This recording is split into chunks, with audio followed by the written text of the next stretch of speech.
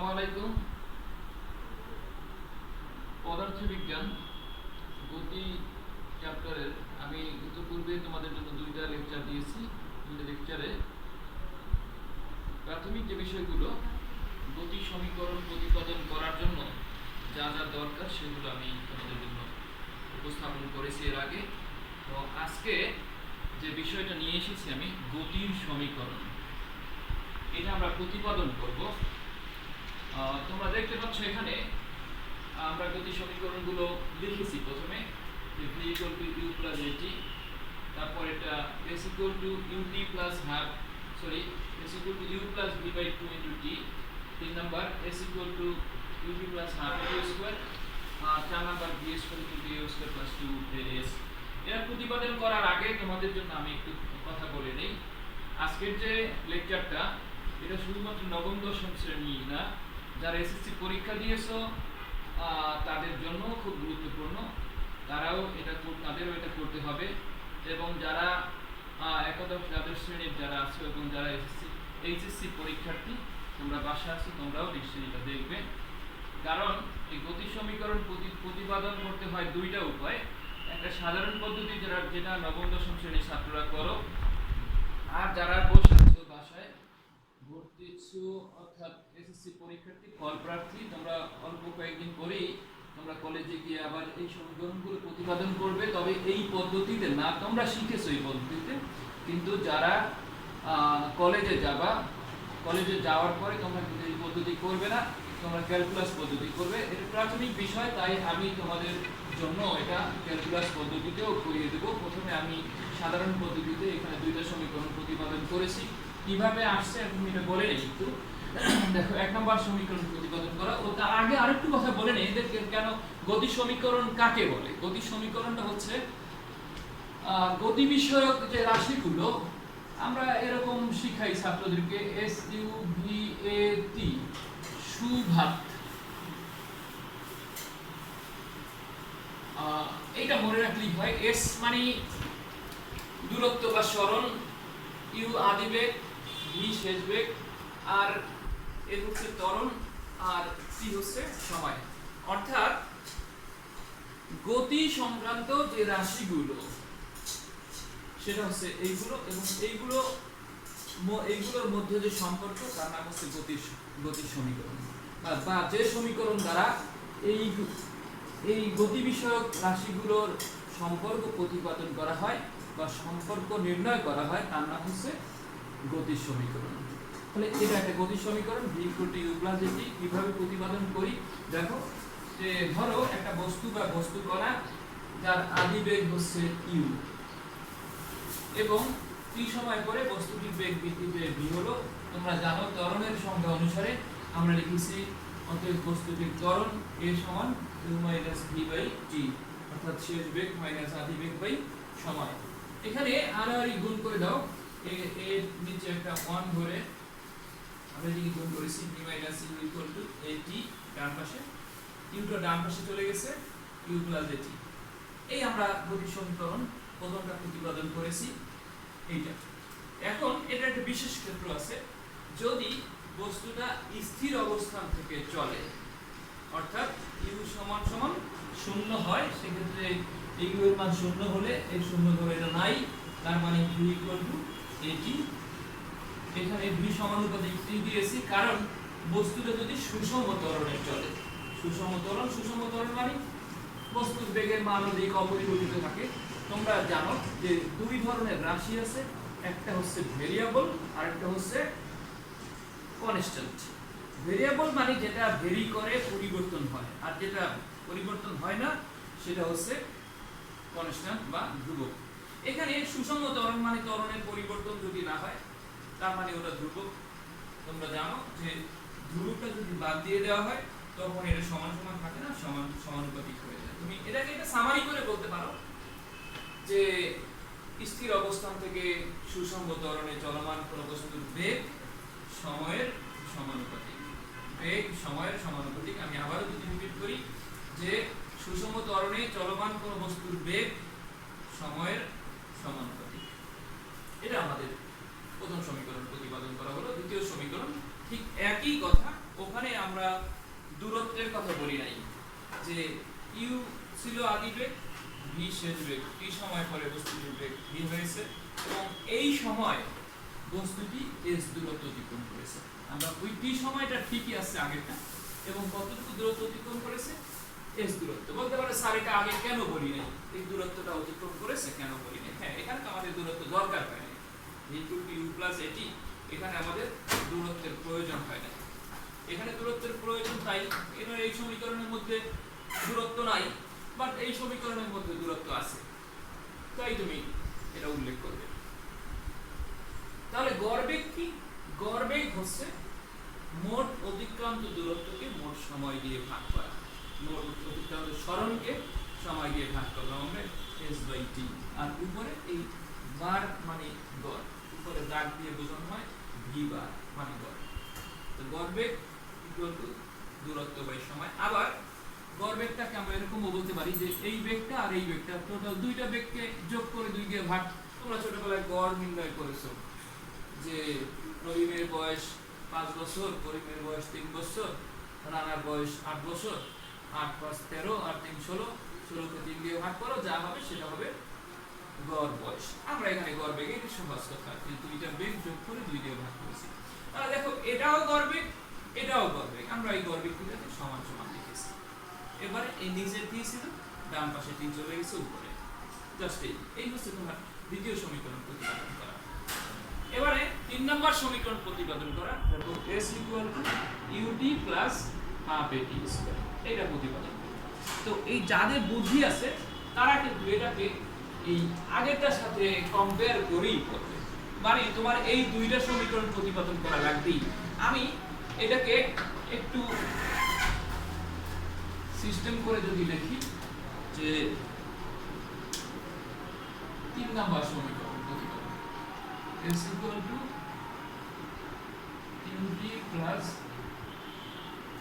½ at², এইটা প্রতিপাদন করব।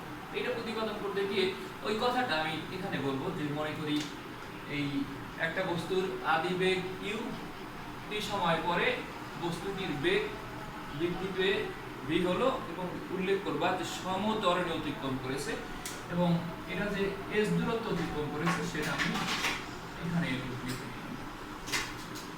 লেখার পরে তুমি এই সমীকরণটা সম্পূর্ণ প্রতিপাদন করবে। এটা আমরা প্রতিপাদন করে ফেললাম, যে 1 নম্বর সমীকরণ লিখলাম। এরপরে আবার তোমরা এইটাও করে ফেললে, এবং নতুন করে আর চিত্র দেওয়ার দরকার নাই, আমি এটাকে প্রতিপাদন করে নিলাম। এইটুকুর জন্য তো আবার আলাদা করে বলা দরকার নেই। এবার এখানে v = u + at, এইটাকে আমরা 2 নং সমীকরণে বসিয়ে দেব।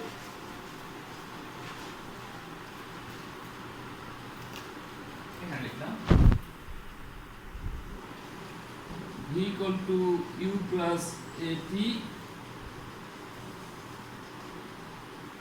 2 নংয়ে বসে। তাহলে কি হয়, s = u + v এর পরিবর্তে u + at v/2 t, আমরা এটা বসে না, u ঠিক আছে, এই v এর পরিবর্তে u + at, এখানে লিখলাম, বা s = u আর u মানে 2u + at v/2 t, বা s = দেখো এই 2u কে 2 দিয়ে ভাগ করো, u আর এখানে at/2 মানে ½ at লিখে t, s = এটি গুণ করে দাও ut + ½ at²। এই সমীকরণ আমাদের প্রতিপাদন করা হয়ে গেল, যে 3 নম্বর সমীকরণ s = ut + ½ at²। এখন এইটার আবার বিশেষ ক্ষেত্র আছে, বস্তুটা যদি স্থির অবস্থান থেকে চলে তখন কি হবে, লিখলাম বিশেষ ক্ষেত্র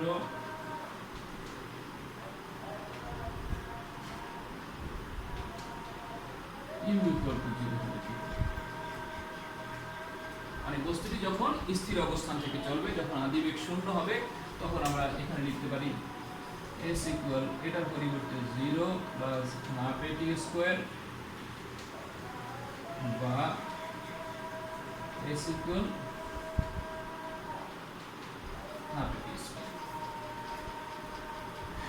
এবার ত্বরণটা যদি সুষম ত্বরণ হয়, মানে এ ধ্রুবক হবে, এ ধ্রুবক হলে এটাকে বাদ দিয়ে আমরা লিখতে পারি s সমানুপাতিক t স্কয়ার, পাশে লিখে দিবা এ সুষম ত্বরণ।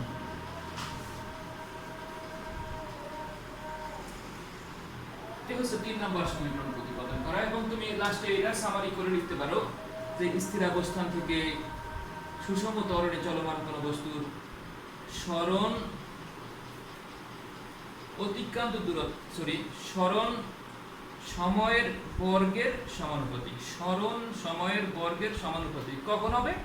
যদি বস্তুটা স্থির অবস্থান থেকে চলে এবং সুষম ত্বরণে চলে। এটা 3 নম্বর সমীকরণ প্রতিপাদন করে। এবার আমরা 4 নম্বর সমীকরণ প্রতিপাদন করি। এটাও ঠিক একইভাবে এখান থেকে বুদ্ধি করে ফেলবা, যেমন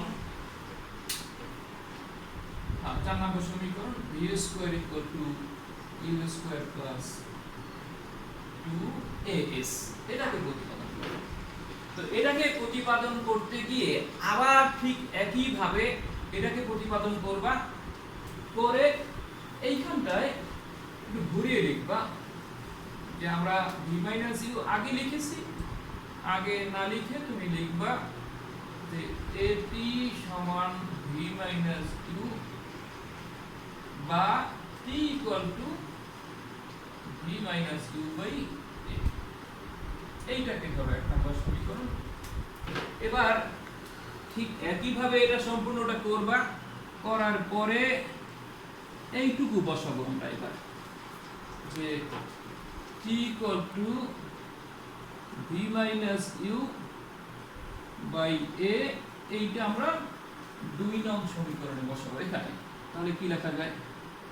s ইকুয়াল, এটাকে v u প্লাস v আছে, আমি v প্লাস u লিখলাম, নিচে 2 ইনটু t এর পরিবর্তে এই মানটা v minus u by a, এটা বসালাম। এবার দেখো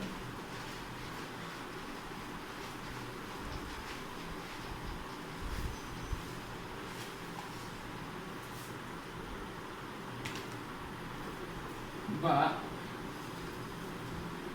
s ইকুয়াল, এখানে দেখো v প্লাস u আর v মাইনাস u সূত্র লিখে দিলে আমরা v square minus u square, আর নিচে 2 আর a গুণ করো 2a, এবার আর a গুণ করো v square minus u square equal 2as বা v square equal to u square plus 2as। আমাদের 4 নম্বর সমীকরণ প্রতিপাদন করা হলো। এবারে এটার আবার বিশেষ ক্ষেত্র আছে, ঠিক আগের মতোই আমরা বিশেষ ক্ষেত্রটাকে লিখব। যদি আদিবেগ শূন্য হয়, অর্থাৎ বস্তুটা স্থির অবস্থান থেকে চলা শুরু করে, তাহলে আমরা লিখতে পারি v square equal to u স্কয়ারের পরিবর্তে 0 লিখলাম 2as বা v equal to root over 2as, এটা কিন্তু আলাদা করে লিখি root over 2a into root over s। এবার এটা ধ্রুবক, সুষম ত্বরণের জন্য a ধ্রুবক, তাহলে আমরা লিখতে পারি v সমানুপাতিক রুট ওভার s a সুষম ত্বরণ। অর্থাৎ আমরা বলতে পারি স্থির অবস্থান থেকে সুষম ত্বরণে চলমান বস্তুর বেগ অতিক্রান্ত দূরত্বের বর্গমূলের সমানুপাতিক। বেগ অতিক্রান্ত দূরত্বের বর্গমূলের সমান। আমাদের এই চারটা সমীকরণ প্রতিপাদন করা হয়ে গেছে, আমরা সাধারণ পদ্ধতিতে করেছি। এখন আমি এই বিষয়গুলোকে ক্যালকুলাস পদ্ধতিতে তোমাদের জন্য বুঝিয়ে দেবো। যারা এসএসসি পরীক্ষা দিয়েছো, 11 ক্লাসে ভর্তি হবে তাদের উদ্দেশ্যে আমি বলছি। তো সেই ক্ষেত্রে তোমরা তো ক্যালকুলাস করো না এখনো, তবে এইটা তোমাদের যখন করানো হবে তখন এই ক্যালকুলাস করানোর আগেই ক্যালকুলাসের প্রাথমিক ধারণাটা দিয়ে তারপরে তোমাদেরকে এটা বোঝানো হবে ক্লাসে। আমি তোমাদেরকে একটু অ্যাডভান্স বুঝিয়ে দিচ্ছি। একটু ক্যালকুলাসের সূত্র দেখো। সূত্র হচ্ছে, এটাকে বলা হয় integration x to the power n dx equal x to the power n plus 1 নিচেও n প্লাস 1 প্লাস একটা c। এই সিটাকে বলা হয় সমাকলন ধ্রুবক বা ইন্টিগ্রাল কনস্ট্যান্ট। যা হোক, আমরা এখানে প্রতিপাদন করব প্রথমে এই সূত্রটা ইকুয়াল টু u প্লাস এটি, এই সূত্রটা প্রতিপাদন করব। এই সূত্রটা প্রতিপাদন করতে গিয়ে দেখো, আমরা আগে যেরকম বলেছিলাম একটু ভিন্ন করে বলবো যে ধরো একটা বস্তুর আদিবেগ u, ঠিক আছে, বস্তুটির বেগ বৃদ্ধি পেয়ে ধরো এখানে হলো v এবং এইখানে হলো v প্লাস dv, এবং এইটুকু আসতে সময় লাগছে t, এখানে আসতে সময় লাগছে t প্লাস dt। মানে এখন dv আর dt দিয়েছি আসলে ক্ষুদ্র সময়। মনে রাখবা, ইন্টিগ্রেশন মানে হচ্ছে ক্ষুদ্রটাকে বড় করার জন্য ইন্টিগ্রেশন, আবার বড়টাকে ছোট করার জন্য আরেকটা ক্যালকুলাস পদ্ধতি আছে, সেটা ডিফারেন্সিয়েশন। যাই হোক, এই বিষয়ে তোমরা পরবর্তীতে পড়বে। এখানে আমরা বলতে পারি তাহলে এইটুকু মানে dv, এই যে dv বেগের পরিবর্তন, আমি যদি দেখি dt সময়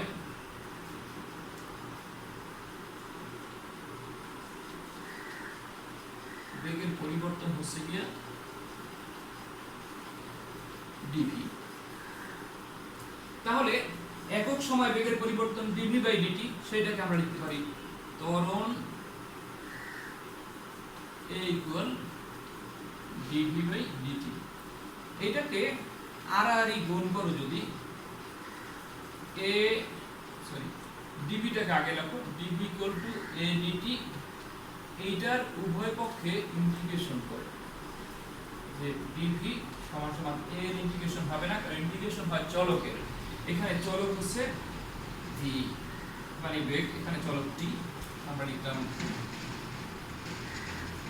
a dt, বা এখানে integration x to the power n dx, আরেকটা মনে রাখবা ইন্টিগ্রেশন dx, শুধু dx ইকুয়াল টু x।